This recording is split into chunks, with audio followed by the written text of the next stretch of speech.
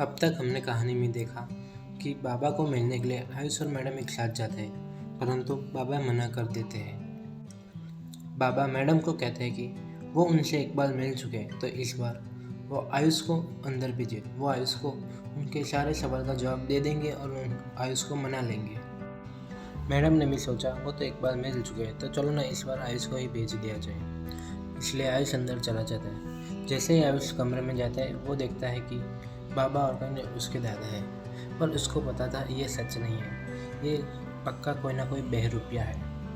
बहरूपिया अपने कला में इतना माहिर था कि पहले उसने मैडम के काका के रूप में आया था और अब आयुष के दादा के रूप में आया है।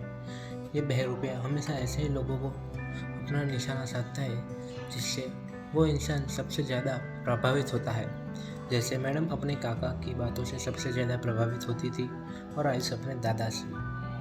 और उस बहरूपिये ने दादा की हूबहू नकल से बात करना शुरू कर दिया।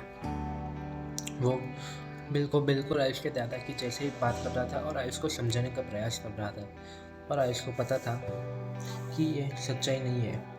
इसलिए आयुष चुपचाप बाबा की बातें सुन रहा था। और जैसे बाबा ने अपनी बात पूरी की, वो दादा से कहता है कि चलो आप मेरे मैडम से एक बार मिल लो। इतनी दूर से मेरी मैडम आपको मिलने के लिए आई, पर बाबा मना कर देते हैं। इसलिए आयुष बार बार फोर्स कर रहा है, क्योंकि आयुष को पता है कि ये असली दादा नहीं है, पर बार बार कहने के बावजूद भी दादा मना कर देते हैं। तब आयुष ने गुस्से में कर उस बहरूप से कहा कि मैं तुम्हारा सच जानता हूँ, तुम अपना असली चेहरा मुझे दिखाओ। पर दादा तो अपनी बातों पे ही अड़ी रहते हैं कि मैं तो तुम्हारा दादा ही हूँ, चाहे तुम जो भी करो। परंतु वे अपनी सच्चाई नहीं बताता है। बहुत कोशिश करने के बावजूद भी दादा के रूप में बहरूपिया अपनी सच्चाई नहीं बताता।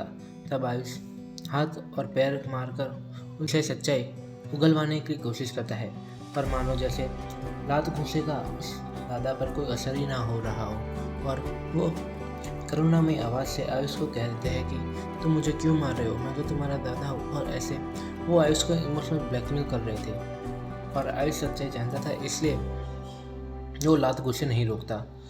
पर उनसे मुख पर से लग रहा था कि जैसे लात घूंसे का उस पर कोई असर ही ना हो रहा हो। तब आखिर में गुस्से में आकर मैडम का मटका उसने दादा पर फेंका। तब पहली बार दादा ने इसी प्रहार से बचने की कोशिश की, ऐसा आयुष को लगा। तब दादा के रूप में बहरूपिया ने अपना असली रूप ले लिया और मैडम और आयुष पर हमला बोल दिया। ये रूप देखकर आयुष और मैडम दोनों डर गए और उस बहरूपिये से बच के और पूरे घर में दौड़ने लगे और उससे बचने की कोशिश करने लगे। यह घर आयुष के दादा जैसा ही था, इसलिए आयुष अच्छे से अपने घर के सारे रास्ते जानता था।